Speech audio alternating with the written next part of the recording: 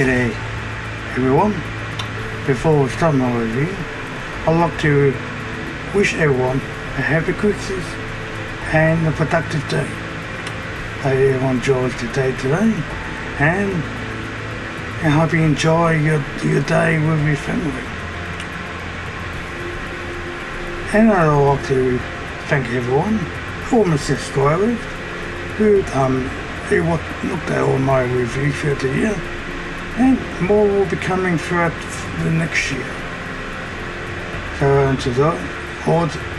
until then, I wish everyone a happy Christmas. And now, my review is on the 1984 movie Gremlins. Gremlins is directed by Joe Dante and written by Chris Columbus. Of course, the plot is Billy breaks the three rules that were given to him by his father. He broke the rules by wetting Gizmo, who gets wet, multiplied, and five more mogwais get released. And then comes midnight one day. Billy still thinks it's still before midnight, and Billy gives them food. Of course, they eat them. And of course, the next day, Billy wakes up and they're all in cocoon state. And they'll eventually released or break out from the cocoons during the day, and they'll get released through the town. And Billy and Kate join up to destroy the Gremlins to save the town. Just like all previous reviews, we'll talk about light. Of course, there will be no dislikes or likes. So there will be no disappointment or dislikes in this review. Okay, we'll just start with likes. Joe Dante done another good creative horror film. Well, a lot of people call this movie horror. For me, it's just a dark comedy with little monsters who create havoc in a small little town. A couple of people get killed, and I don't really find it's enough to really call it a horror. It's just more a dark comedy with little monsters killing people. He done previous films like The Howling, which I also liked. And this film, I found he did a good job with this film. With the editing, the pacing, and also the puppetry, and also I believe they could have done some animatronics and special effects in this film as well. Chris Columbus wrote the story, very, very creative, love it. The story is one of its kind. One of these rare movies about little monsters taking over a town, attacking and killing people who they might come across. Yeah, it's nice story, nice script and writing as well.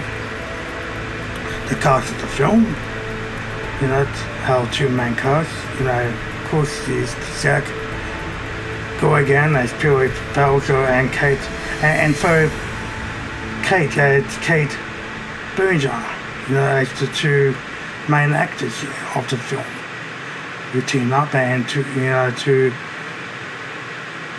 defeat Stripe at the end. It's pretty interesting the way they've done things as well. Of course, there are good actors for the film, which had short little cameos. I like Randall Pelzer by Holt Acton, and as well as Corey Feldman as Pete Felton, and of course Dick Muir as Murray folder man. Of course, you can't, dislike one of the antagonists of the film, Holly Holiday, who played Ruby Deagle, that cruel bitch who doesn't care less about anyone but herself. Wants to make money and she wants to make misery for everyone. She's cruel, but Polly Holiday actually done a really good job as her. And Cookie got small tasks throughout the film in order to do the job well in the story. The film is full of great humour. I particularly like the scene of the film and where the Gremlins have taken over the pub. The Gremlins, giving Kate a flash, a naked man, who's flash someone, but the Gremlin flashes her, quite funny.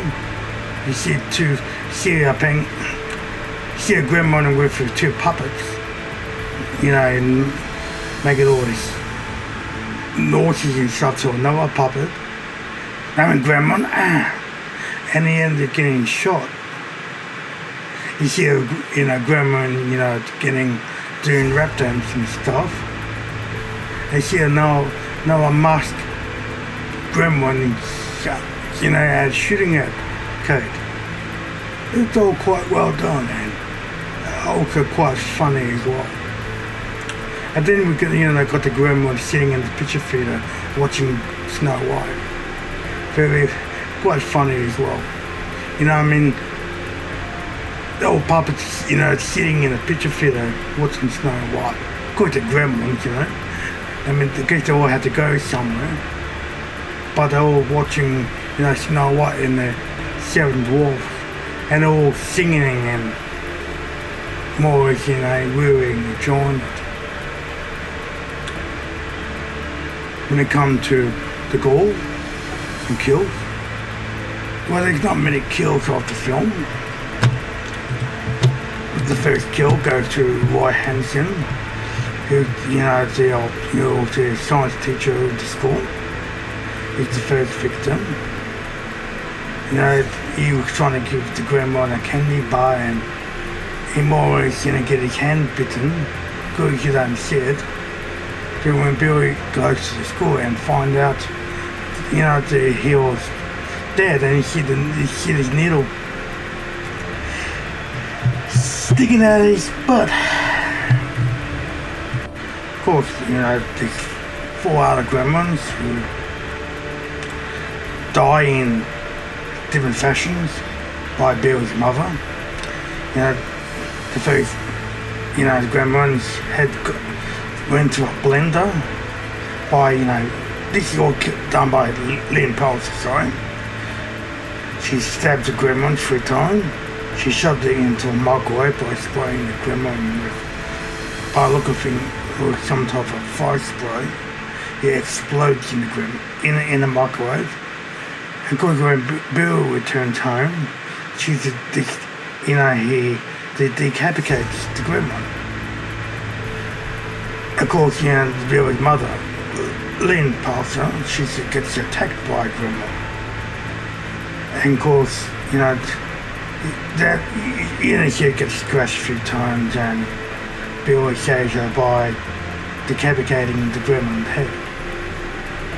Of course, we got Ruby Deagle.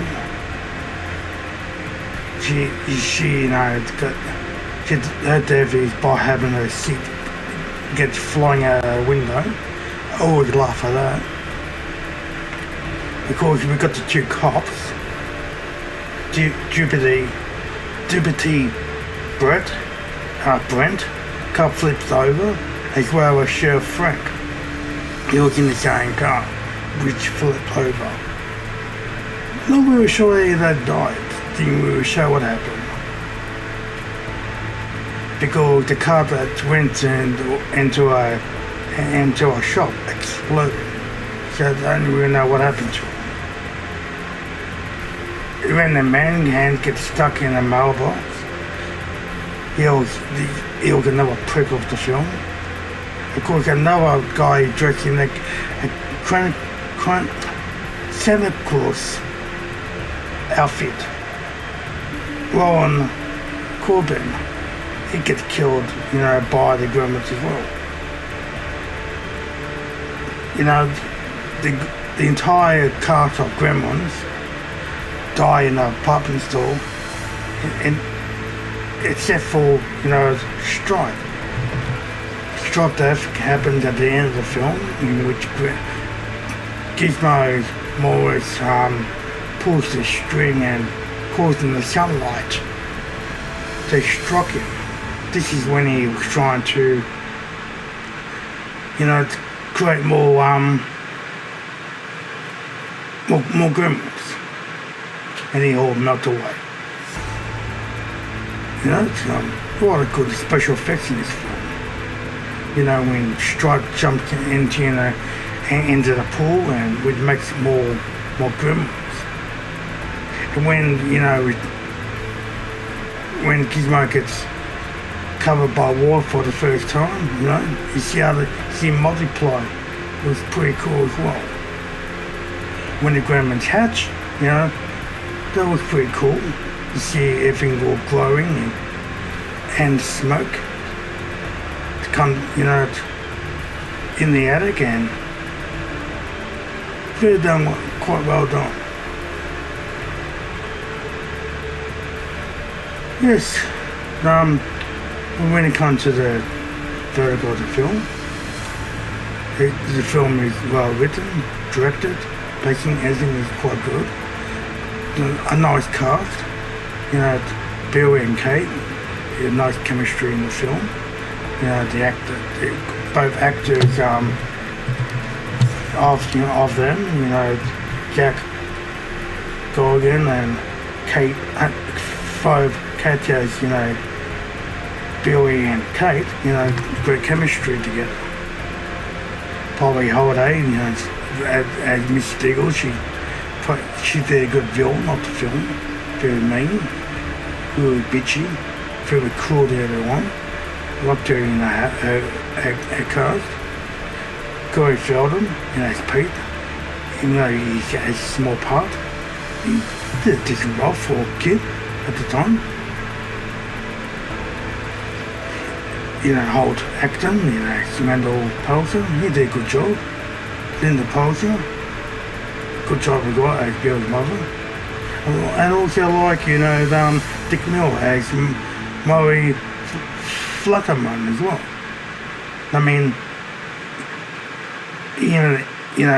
Murray Flutterman and his wife never got killed as well. The Gremlins drive the snowplow into the house. Like I mentioned, there's probably a lot of animatronics done in this film. When you see a Stripe, firing a gun and a crossbow and, chasing at Billy with a chainsaw, and you see other gun, Gremlins with a gun, and it's pretty well done, for a lot of good poetry. Of course, the poet's voices are, of course, done by Transformer actor Frank Welker as Stripe and Mogwai and Gremlins. And we also have as another famous Transformer voice actor, Peter Quill. Also did a Mogwai Gremlin voice. But I can't really find, who actually did the puppetry work of the films. There's some good depth for the film, minimal, good effects, where Stripe is dying as well.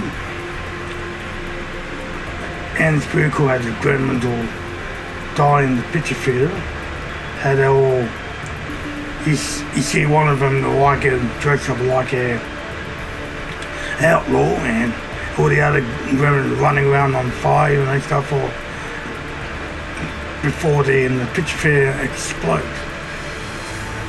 Pretty cool. A lot of good effect for the explosion, and pretty cool as well. This is cool as well. Very good for the film as well. So overall, I give Gremlins a perfect 10 out of 10.